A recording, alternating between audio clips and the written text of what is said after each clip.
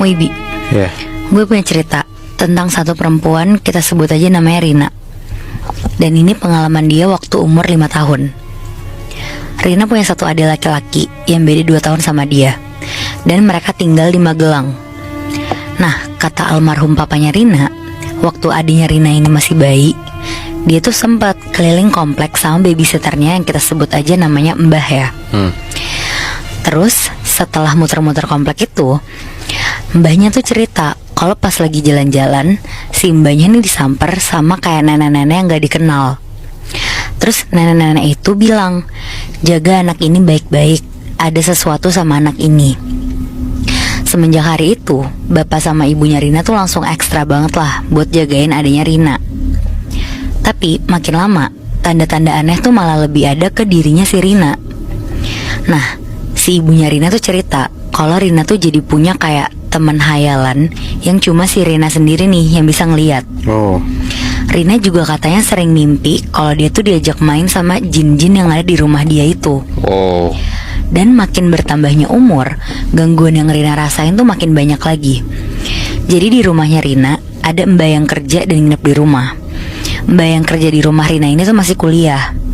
Waktu itu mbaknya Rina ini ngajak temennya buat nginep di rumah Rina karena mau ngerjain tugas bareng. Nah, pas malam-malam Rina tuh minta tidur bareng sama mbak dan temennya ini. Rina langsung masuk ke kamarnya si mbak. Dia bawa semua boneka-bonekanya, terus ditata rapi lah ke arah tembok. Terus Rina tidur duluan di situ. Sementara si mbaknya sama temennya ini masih nugas. Dan pas udah tidur, si Rina nih tiba-tiba kebangun. Terus pas kebangun itu, Rina langsung ngadep ke boneka-bonekanya dia. Dan pas dia lihat, si boneka-bonekanya ini tuh penuh sama sisik ular. Rina di situ langsung nengok ke tembok di atasnya dia, dan sama tuh, tembok-tembok itu juga berubah jadi sisik ular. Terus di situ Rina tuh ngelihat tangan sama kakinya dia juga penuh sama sisik ular. Di situ Rina cuma bisa nangis, teriak-teriak, sampai mbak dan temen yang masih fokus nugas langsung nyamperin Rina. Tapi Moibi, bukannya Rina tenang pas disamperin, dia malah makin nangis karena ternyata muka mbak sama temennya ini juga penuh sama sisik ular. Semua sisik ular yang dilihat si Rina ini warnanya tuh hitam keijuan. Terus cepet-cepet lah mbaknya ngegendong Rina keluar kamar. Dan pas udah di luar kamar, Rina kaget banget tuh. Di situ dia ngelihat rumahnya itu tuh banyak pohon bambu yang ditempel obor sama lilin, terus berjejer gitu sepanjang ruangan. Serem banget anjir. Dan yang lebih anehnya lagi, ruangan di dalam rumah Rina tuh berubah jadi hutan luas, banyak pohon-pohon gede. Di situ Rina langsung dibawa ke kamar bapak ibunya. Terus Rina digendong sama bapaknya dan langsung ditidurin lah ke tempat tidur. Setelah kejadian itu, besokannya ada teman bapaknya Rina yang emang udah biasa ngelakuin pengusiran gitulah. Dia datang ke rumahnya Rina. Di situ seingatnya Rina, pengusirannya tuh pakai banyak bunga sama air. Nah, karena Rina masih kecil, jadi dia tuh nggak ngeliat pengusirannya sampai selesai. Terus singkat cerita, pas umur 6 tahun, Rina sama keluarganya tuh pindah ke Jawa Barat. Pas kelas 3 SD, katanya bapaknya Rina tuh sering bangun tidur dengan keadaan tuh lengan sama punggungnya ada bekas cakaran. Pola bekas cakarannya juga sama, jadi cakarannya tuh kayak dicakar sama 3 kuku. Nah, kata teman bapaknya Rina ini, bapaknya ini masih diikutin sama siluman harimau warna putih yang tempat tinggalnya tuh di Magelang.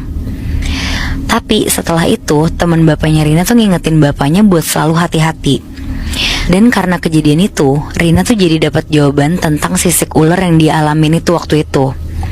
Ternyata di rumah Magelang sana emang banyak yang nunggu rumah itu.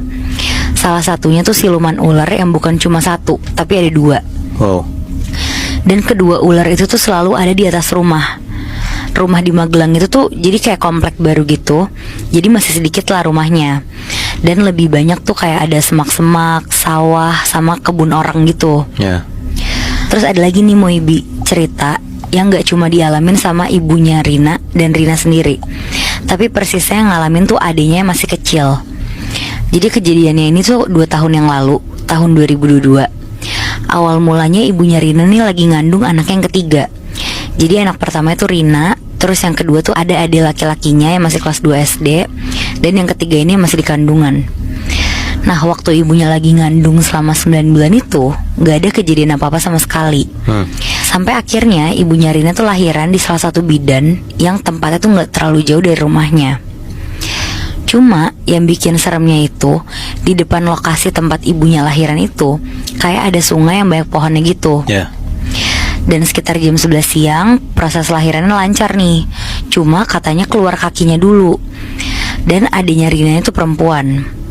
Seminggu berlalu gak ada apa-apa sama sekali, normal-normal aja.